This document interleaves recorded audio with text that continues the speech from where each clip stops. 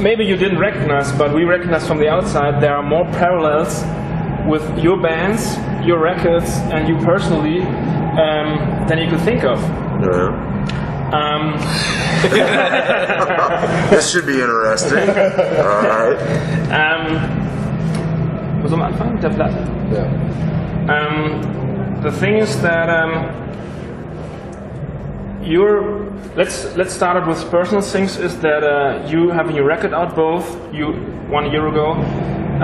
You got sober again. You got sober again. You're married. You got kids. You got kids. Broke up before this record. It's like the Tarsus record for both bands. Okay.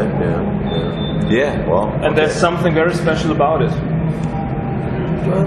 Yeah. Well, that makes sense to me. I mean, as far as to me, as far as getting to the point of breaking up and then becoming sober it makes sense a lot, because it almost takes like a real slap in the face to kind of realize where you are and what is important in your life or what you're grateful for, even if you've got many facets of your life. But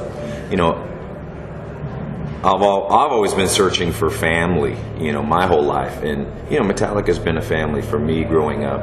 Even though I'm still, I've got my own family now and a car club and all these kind of things. I really like that kind of brotherhood and unity. And when it wasn't working out, I didn't know what to do, and that sent me into just strange places. So, but for me, the alcohol had a lot to do with my unclarity on and my behavior, and it wasn't easy to be around, And now that I'm somewhat clear, it's tougher for me to be around those same people when they stay in that kind of stuff. Yeah.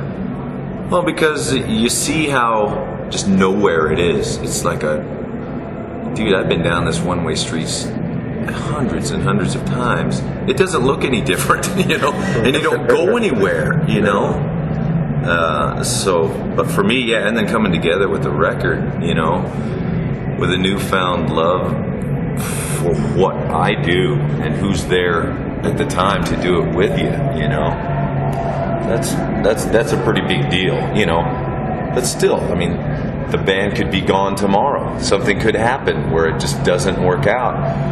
But at least I know I've done my part to do my best in making it happen. And, be really proud of St. Anger. Absolutely. Is it something you can relate to? No, absolutely. There's definitely a catharsis and, finding yourself again and kind of getting rid of the pollution, because, it was to the point where the only thing I wanted to do was go out and drink, and here I was, back together with the band, and I was just kind of, pardon the vernacular, I was wiping my ass with it, and I didn't even realize it.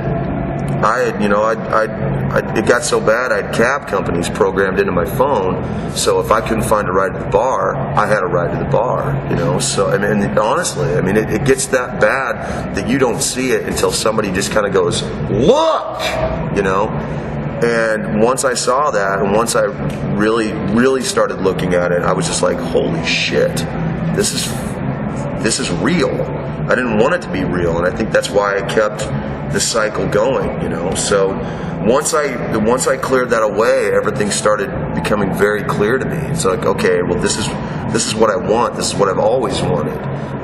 This is, I've got a family that I've been, fairly unavailable to for a while, and that's when it really picks up, and that's when you really start seeing it. And before that, it was just all about when am I going to be done so I can go out? When am I going to be done so I can go drink? And once you get rid of that, man, the